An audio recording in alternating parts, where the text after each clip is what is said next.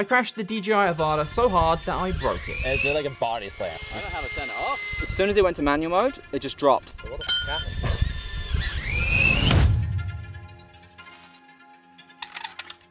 This isn't a video intended to bash the Avata. This is purely for me to share my experience with this so far. Now, I'm a huge fan of some of the things that DJI makes. I have multiple of their gimbals. I've worked with them on numerous gimbal projects. I love the new DJI wireless mic, and I had the original DJI FPV. It was a bit big and a bit cumbersome for my liking, having to bring a big case around with me. So when this got announced, I was very excited and I jumped on and ordered one straight away. I know people don't consider these proper FPV drones, but I don't have the time for that. So that's why what DJI comes out with these really does appeal to me, and I'm sure a ton of other people as well. Now, I'm no stranger to flying the DJI FPV, the original one, in manual mode. I won't say I'm amazing by any means, but I'm very comfortable in doing so. Now, the way I always flew was I took off in regular mode, and then in flight, I just switched to manual mode, moved the sticks to the point where it makes you kind of put them at that point, and then it takes over and changes into manual mode. I know a lot of you are gonna say, that's the wrong way, you should take off in manual mode. That's just the way I've done it. It can function in that way. Leave me alone. So first flight, going well, no issues whatsoever. It's been a few months since I flew the original FPV, but it just flew really nicely, really easily, and just, yeah, it felt like a decent drone. You could feel that it was a lot lighter and a lot more nimble. There wasn't like a weight behind it when you wanted to do certain things. Middle of the flight, Garrett, who was filming me, let me know that there was someone flying a bigger drone. It was an Inspire a few hundred meters away. How's it going, guys? How are ya? Not to break your fun with the new Avata. Turns out he was doing some commercial work for the city, so out of respect for that, we brought the drone down. Once he was gone, I changed the batteries over, so I had a fresh battery, maximized my flight time, and it gave me a battery firmware warning. Because I used a different battery, the battery that I actually plugged in, the new one, didn't have the latest firmware on it matching the Avata. So I let it perform its battery firmware update. There was a lot of updates actually if you just receive yours, so bear in mind, don't head out there straight away with this. Set it all up at home first. So battery's in, drone is on, everything's good to go. I've got a live view of my goggles. I take off in normal mode, hover above the baseball diamond, and then swap to manual mode. As soon as it took that stick input of those being in the right spots, it took a hard nosedive down, straight in to the ground. I went through to actually take a look at what the speed that it hit the ground, and it impacted at between 45 and 49 kilometers an hour from a height of 7.9 meters. Did it hit the ground hard? Yeah. It did like a body slam.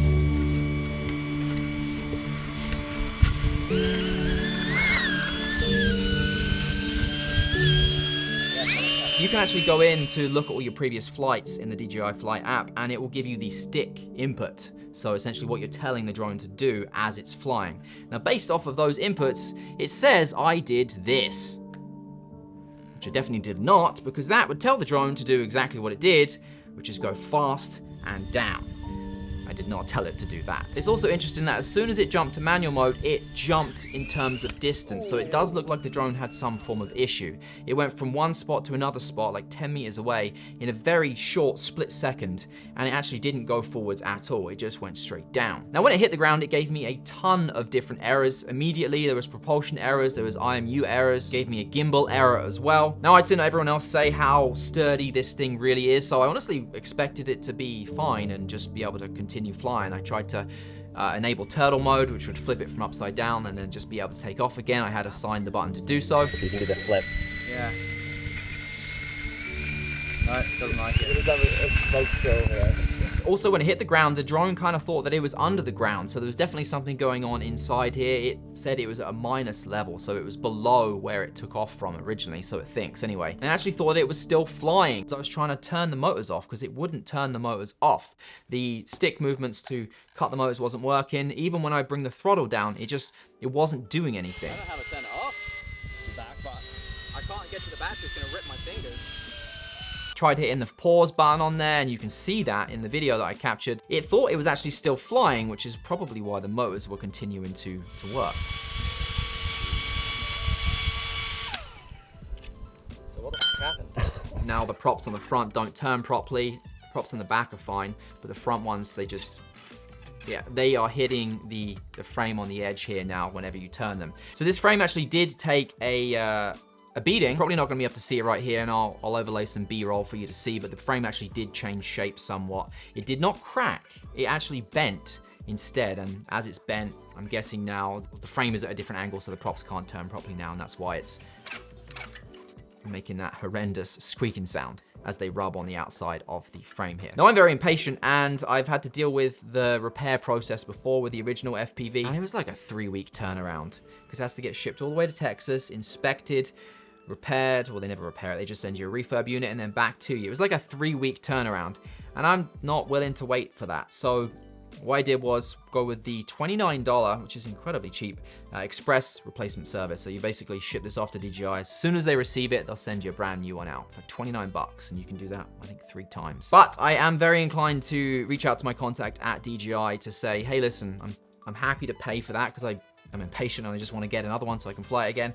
But can you take a look at the logs and maybe see what happened here? I don't believe this was a user error. I think something happened inside here. I don't know if it had anything to do with the battery firmware. That's the only thing that I did different from the original flight. So is that possible? You probably know better than I do, but yeah, that's the only thing that I can really think could have potentially impacted and caused it to take that horrible nosedive. I will give DJI credit in the way that it held up based off of that fast crash. I don't imagine anyone has crashed their drone quite like that so far. Aside from that, as I said, it did fly very nicely for the short time that I got to fly with it. And the new goggles, they're so good compared to the original ones. I love that everything is now movable in there. It's all adjustable. You can really fine tune it exactly so you can see everything. It's also a lot clearer than the original FPV goggles were. And it comes with this little insert in there which just clips in, which basically means you don't ruin your goggles if you leave them out in the sun because it magnifies them or burn in the LCDs, LEDs. I also really like that on the battery now for the goggles, it actually has a little lock on there. So before you could just kind of pull that out and it's USB-C. It's firm, but now there's a little lock on there as well. So that's a nice little design touch there too. Needless to say, I can't wait for the next one to come in. I literally waited this whole weekend to make this video today. And as soon as I finish this, it's getting shipped off to DJI so I can get my new one through the replacement program. To refresh, highly worth it, because if something like this happens to you, you can go through the repair process of waiting to see if it was a user error or if it was an actual problem with the drone and then just cover it for free.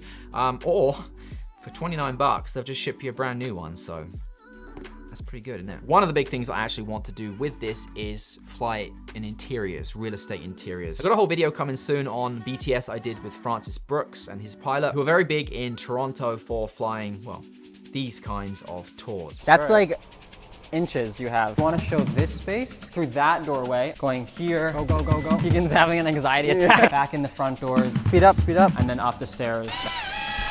Coming here, down, drop down. That first shot might have been the one. In the house. I think I got stuck in the car again. Get out, go, walk up, go.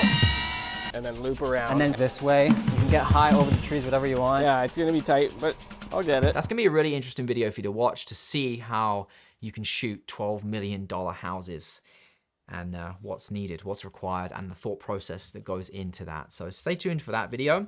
Otherwise, I will see you in the next one, whatever that is. See you soon. Take care.